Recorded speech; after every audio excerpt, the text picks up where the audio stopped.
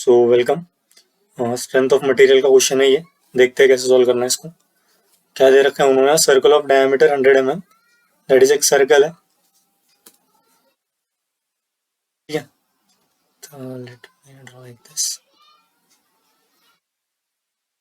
Suppose कुछ circle है ऐसा, देन उसका डाया कितना दे रखा है? Radius is 50 cm, sorry mm, and dia is 100 mm, ठीक है। तो क्या किया, उसको is inscribed in a steel plate. तो कुछ इस तरीके की हमारी स्टील प्लेट होगी, वहां पर ये सर्कल ऐसे मार्क किया गया, मतलब ऐसा कुछ होल है सर्कुलर, ठीक है। तो बाद में क्या किया, स्ट्रेस लगाया प्लेट पर।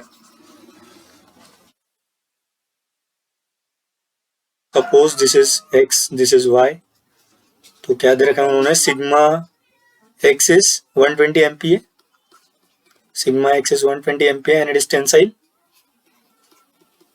Sigma Y is 60 MPa and it is compressive.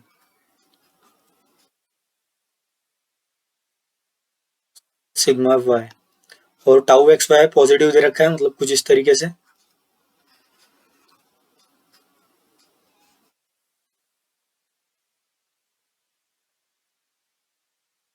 Tau X Y is equal to 40 MPa।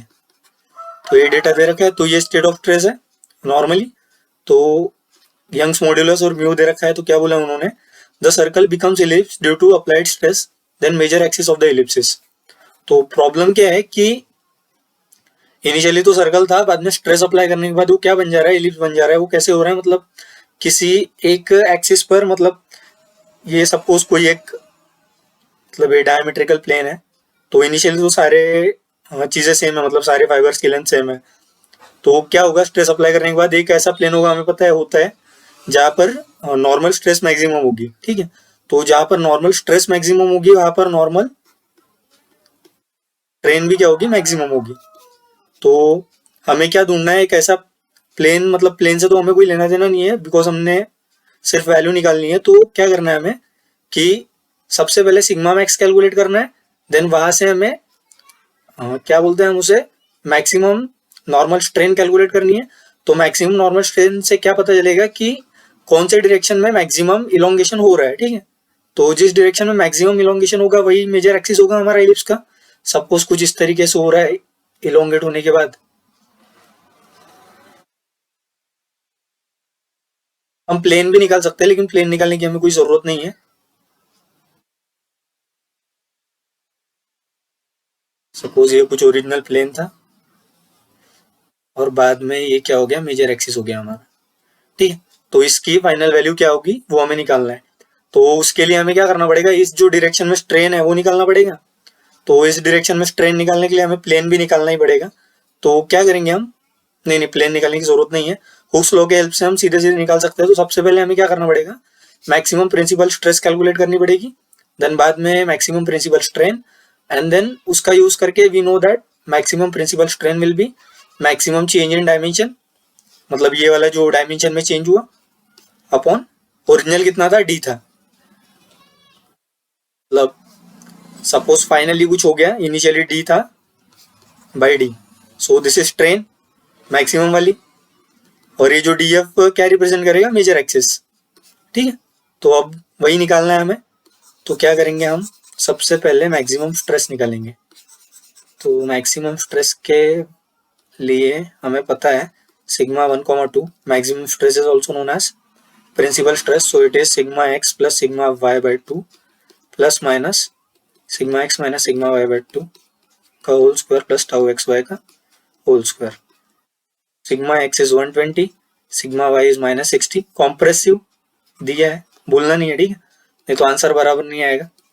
Plus minus sigma X is 120, minus of minus is plus, so it is plus 60 divide by 2 का whole square and it is 40 का whole square. तो ये हो जाएगा हमारा 120 में से 60 के तो 60, 60 by 2 is 30 plus minus and it is 120 plus 60, तो इट इज 180 आई थिंक। तो 180 बाई 2 इज 90, तो 90 का स्क्वायर प्लस 40 का स्क्वायर। तो ये कुछ आ जाएगी हमारी वैल्यूज सिग्मा 1 और सिग्मा 2 की। Let me calculate. तो इट इज 90 स्क्वायर प्लस 40 का स्क्वायर मतलब 1600 अंडर, ये आ रहा है हमारा, इस स्क्वायर रूट की वैल्यू निकल के आ रही है 98.488। तो यहाँ से हमारा सिग्मा 1,2 आ जाएगा। तो वैल्यूज आएंगी ना, एक मेजर प्रिंसिपल स्ट्रेस और एक माइनर प्रिंसिपल स्ट्रेस। तो सिग्मा 1 आ जाएगा हमारा, इसको +30 कर देंगे, ये आएगा हमारा 128.48। सिग्मा 2 आ जाएगा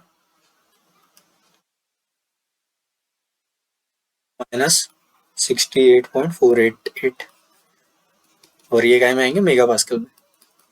तो ये आ गए हमारे, क्या आ गए, प्रिंसिपल स्ट्रेसेस।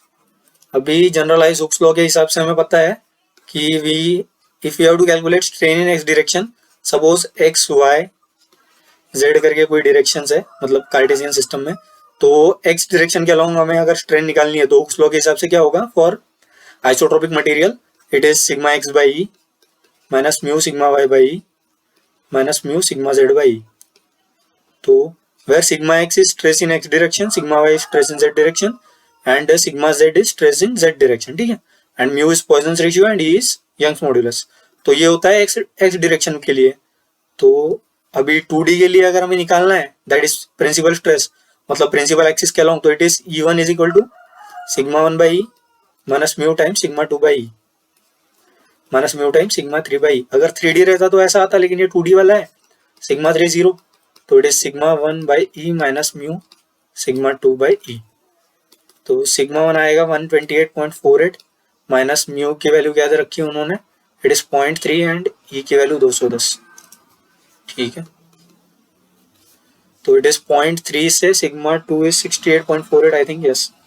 तो ये माइनस है, ठीक है, पहले लिख ही देता हूँ मैं, नहीं तो कंफ्यूजन हो जाएगा। और -68 प्रॉपर साइन के साथ रखना है, ठीक है। कॉम्प्रेसिव है तो कॉम्प्रेसिव रखना है, टेंसाइल है तो टेंसाइल रखना है, नहीं तो गड़बड़ हो जाएगी। तो it is whole divide by E, ठीक है। और ई की वैल्यू दे रखी है गीगा पास्कल में हमारी, और हमारा न्यूमरेटर है मेगा पास्कल में। तो ये आ जाएगा 10⁻³ मेगा पास्कल, ठीक है। 1 GPa is equal to 10⁻³ MPa।